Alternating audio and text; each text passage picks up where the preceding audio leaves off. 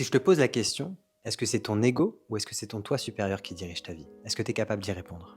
En fait, on croit souvent que l'ego c'est l'ennemi, mais si à la place de le combattre, on apprenait à l'apprivoiser. L'ego c'est quoi en fait? L'ego c'est l'image que tu as de toi-même. C'est-à-dire que c'est cette partie de toi qui va être reconnue, qui va être protégée, qui va être validée. L'ego il compare, il juge, il cherche à exister. Très souvent, l'ego c'est cette partie de nous-mêmes qui veut absolument, absolument avoir raison, tu vois? Et puis c'est aussi cette partie de nous-mêmes qui va nous éviter d'aller dans l'inconfort. C'est-à-dire que l'ego, il agit par peur du manque, par peur du changement, par peur du rejet. L'ego, c'est une partie de toi-même, mais le problème, c'est que si tu le laisses entièrement te contrôler, il va te limiter. À côté de ça, on a le soi supérieur. Donc, qu'est-ce que le soi supérieur? C'est ta conscience profonde, celle qui sait. Le soi supérieur, il voit au-delà des peurs, au-delà des illusions. Le soi supérieur, il te guide vers ta vérité, vers ton évolution. Il agit par amour, par expansion, pas par crainte.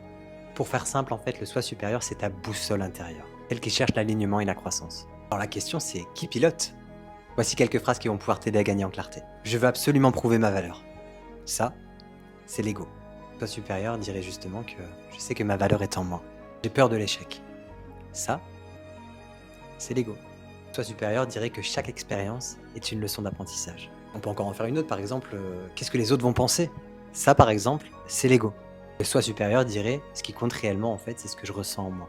Pour faire simple, l'ego protège, ça c'est une certitude, mais il enferme. Le soi supérieur, à l'inverse, ouvre, oui, c'est vrai, mais ça demande du courage. Encore une fois, l'ego, c'est pas un ennemi, d'accord? C'est pas du tout un ennemi. Le but, c'est pas de l'éradiquer. Là, vous faites une grosse connerie si vous partez dans cette direction.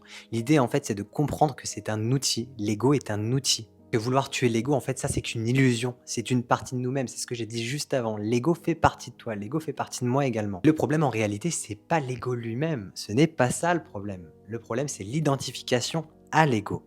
Donc, le but dans tout ça, en fait, ce n'est pas de le supprimer. C'est de venir l'équilibrer avec ton soi supérieur. Écoute ce que ton ego a à te dire, mais ne le laisse pas diriger ta vie.